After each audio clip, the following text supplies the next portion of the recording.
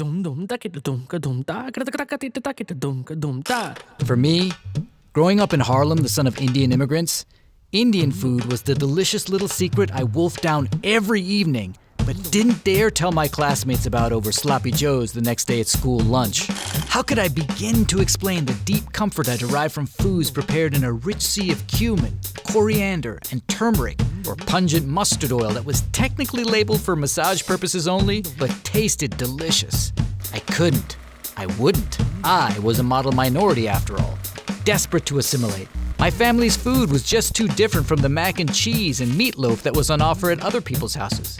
And somewhere along the way, like many brown kids in my generation, I learned that different means bad.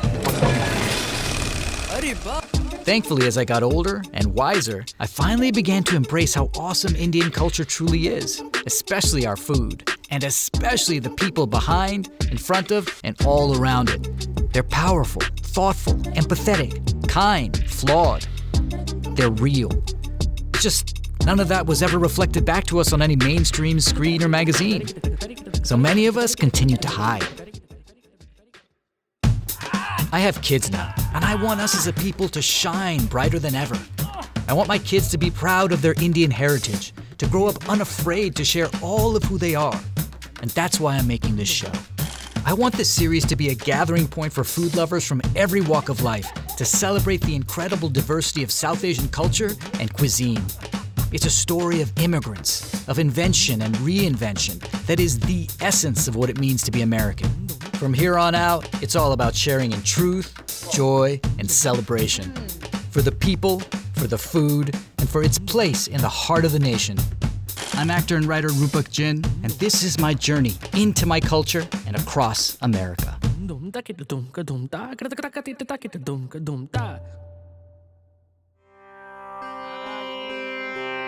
But first things first.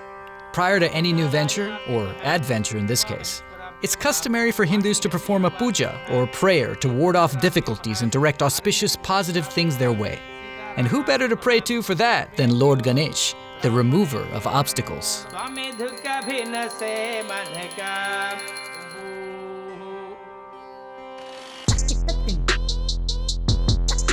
Today, I'll be feasting at the New York Times acclaimed Punjabi Dhaba in Bakersfield, California, a small city on the 400-mile stretch of meditative highway between Hollywood and Silicon Valley. I'll meet with dhaba owner Balwinder Singh Saini and then dine with my friend and fellow actor Nick Dodani as I learn about their journeys to the American dream and how we all come to terms with our South Asian roots.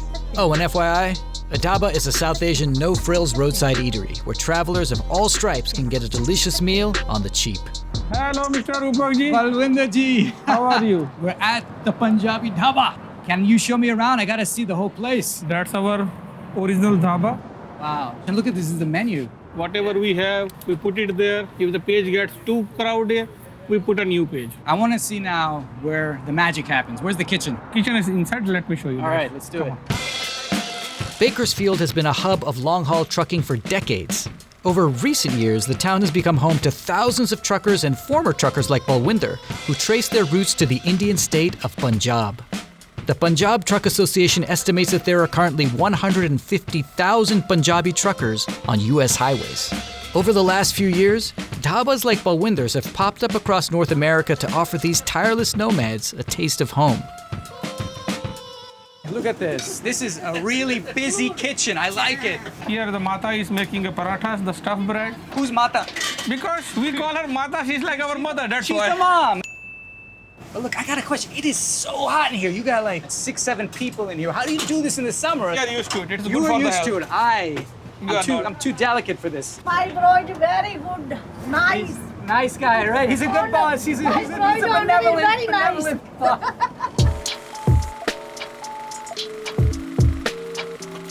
Hey. Hi, how are you? Oh my gosh, this menu is making my mouth water.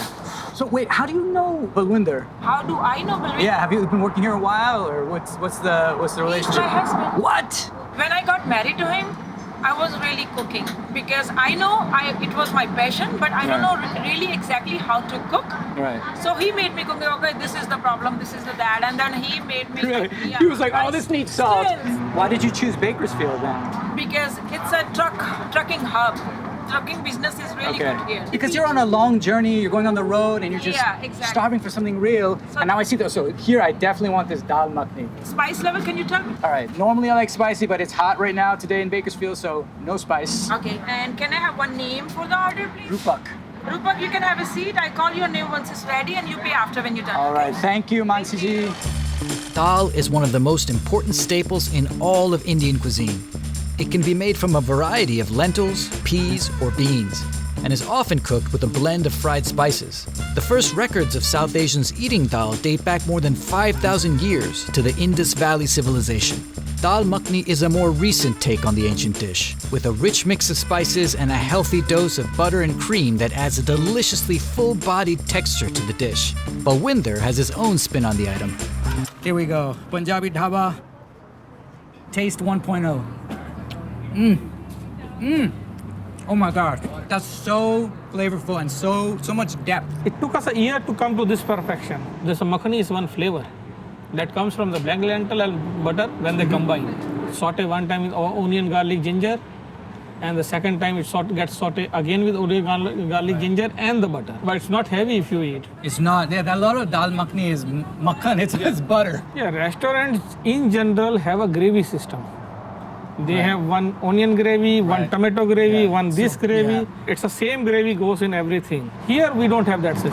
I can taste that in this. What I'm hearing is it's just a tremendous amount of love and passion and care for these ingredients. Yes, and we that's do. what makes it stand out. Yes. You are fascinating because I just met your wife, who's amazing. You're a very lucky man, by the way. Thank you. So she told me she was the inspiration for the dhaba, but what's interesting to me is I want to back up because you were a trucker. So how did you go from trucker to dhaba owner? When I was driving and she was with me one time, we had an accident. The truck went 1, 2, 3 rounds. So she was sitting in the front, she got scared. So we said, let's stay here. Okay. Bakersfield is very good for the trucking. We can hear the trucks, so they're going by all over the place. When I opened this thing, very first day we only had $2 sale. Wow. When people start coming, then they start tell their friend. Then the New York Times comes, then the local news comes. After that, everything changed. People are coming from LA, Bay Area. Dhaba is known for the it's food. for the food, and the food is what we have here, and that's what you have. And I just got to shake your hand again because Oh, thank you. you have done it. You have done it.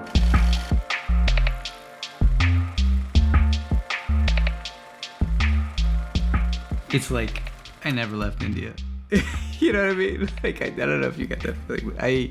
I just felt like we were in India the whole time, and it was comforting in a way. Even like talking to them, I could feel myself slipping into just that unconscious Indian accent sometimes, which I would have to do when I would talk to uncles and aunties. You know, it just is something that comes out so you can sort of be understood better. But he's like, this is who I am, and for me, my experience growing up was always sort of playing those multiple roles and being ambivalent about identity.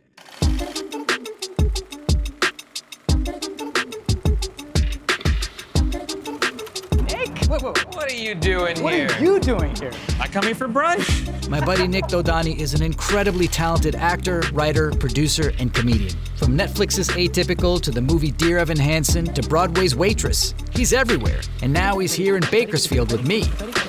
Shall we look at the menu? Let's do it.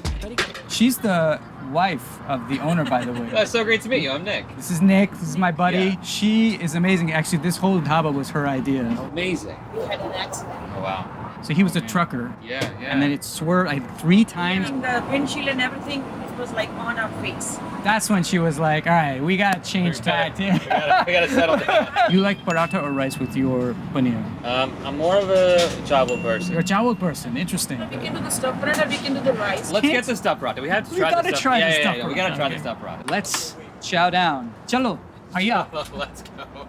I remember reading something. You said everything about Indian culture for you growing up, because we were both Indian American, right? We grew up here. You could put aside except for the food. What was that about? Yeah, well, I grew up in Arizona and like the suburbs, very white, and so I feel like a lot of Indian American kids, I was embarrassed by a lot of Indian culture.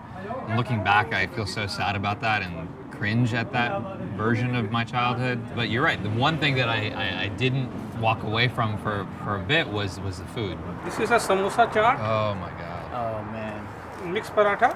One is a chili paneer. They're completely Which one is the different. chili? This is chili. This is a chili Okay, paneer. great. What are you gonna start with? I'm gonna go with this new The chili chili paneer? paneer. All right, Yeah, what are you let's doing? start. Chili, I'll do do the chili chili together. paneer, Great. Paneer is a savory delicacy across South Asia. It's sometimes called Indian cottage cheese, and there are multiple ways to enjoy it. With pureed spinach, as kebabs, or even with hybrid Indian and Chinese spices. Oh, that's good. Okay. The paneer is so nice Oh, and yeah. chewy. Paneer was my favorite food growing up. My mom made. She made paneer at home. I grew up in Harlem, which people actually close to the Heights, and people think of it as a diverse place, but surprisingly, not many Indians. Not many at all. In fact, I was the only one. It was me, a bunch of Dominican kids, some Puerto Ricans, maybe some African American. So you and I strangely had the same experience of America, which was very siloed. I don't want to say Harlem and Scottsdale are anywhere near each other though, man. But identity-wise, like we couldn't share. I feel like I didn't even call people over to my house. It was different. It smelled different. Like Indian houses smell different, right? yeah, we're taught to be ashamed of all that. You push it down so deep that it becomes, well, in my case at least, ingrained in your being, and you forget that that's not the way it should be. I really started kind of unlearning all that stuff when I left Arizona to go to college here in California. And I stopped having my mom's food, and I was suddenly untethered from my culture in a very real way, and I didn't have that daily experience. And I did feel like a sense of loss. Being around people of color really in college was huge. People who were really proud of where they came from, and it was really inspiring. And I think it's really just like finding community. Are there any like actors, performances, or people in the arts that kind of inspired you to join? I feel like this is everyone's answer, but like seeing Kal Penn do Harold and Kumar was huge. Yeah, he was a big deal. I remember being young and like reading interviews of his about how hard it was to be around in the industry, how he changed his name from Kalpan Modi to Kal Penn, and how his callback rate went up immediately. Yeah. I actually auditioned for this huge movie, big studio, big director. It was based on real life, like something that actually happened. And there was a real Indian American character in it. And I knew I got close because my other Indian actor friends were like, oh, my agent just called me, told me I didn't get it. They're deciding between two guys. I call my agent right away. They're like, no, we don't know yet. We haven't heard back. That's when he was like, okay, it's me and this other guy. And then a month goes by. My agent finally lets me know, sorry. Come to find out, they gave him the role to a white guy. To play Indian, or they To changed play an Indian. Shut To up. play an Indian, bro. I thought we stopped doing that decades ago. We should do a thing where we do whiteface. So listen, we've eaten. I hope you have a little bit of space left Oh, I do. I know. because there's one other spot I want to take you to. Dessert. How did you know? You're gonna put me on a cooking show and not have dessert, right? Yes, Oh, you're thank God. too Okay. sharp for me, Nick Dodani. Okay. Let's do it. Let's do it. Get some sweets. The Indian grocery store is an iconic experience for many South Asian Americans. Our childhood core memories include multiple treks to these magical places perfumed by hundreds of different spices and stocked with assortments of delicious pickles, dals, ghees, and grains from the old country that you just can't get in your local supermarket. My parents owned an Indian grocery store when I was growing up. What? Yeah. Just like this? Just like this. What was that experience like? I don't know, it was very normal for me at the time. Looking back, I'm like, that's pretty what cool. you do. You just Yeah. go hang out in the back of an Just Indian go hang store out in the after back. school. Are you an achar guy? I am a big achar guy. Yeah. In fact, a meal isn't a meal without something. So I'm Pickle now for the people at home. pickle. Right. Achar Yeah. is pickle. Yes, Right. We yes. should teach. We should educate as Yeah. we speak. Oh my God, they have a freezer full of kulfi. All right. We're doing kulfi. Ooh, mango. Koya. I have to get koya. Kulfi is so long. I can't wait. Cheers. Honestly, like you, Bowinder, y'all inspire me, and you guys make me want to keep going on this journey. Because when I started it, I honestly wasn't sure, is this going to be something that makes me want to retreat further into my shell, or makes me want to go and explore this further down the road, but And how you feeling? I'm feeling now more courageous, which is what I need. Oh yeah. So thank you. I'm telling you right now. Bye for life. While Winder and Nick's stories make me hopeful, despite the uncertainty of these times, it's nice to see that there are still those who are fearlessly forging ahead, writing their dreams into being. In fact, they make me more than hopeful. They make me confident. I can tell my 13-year-old Desi kid self in Harlem, and my own kids too, that pakoras are as good as French fries, and jalebis can take funnel cake any day. I can say, you're awesome, not in spite of, but because of your culture. As for this journey, it's just the beginning. Now I want to know more, see more, and of course, eat more. And the cool thing about South Asian food is that it's everywhere, dotting this vast country in places you imagine and those you never could, from Alaska to the Deep South. It's out there, waiting, and I'm ready. Let's go.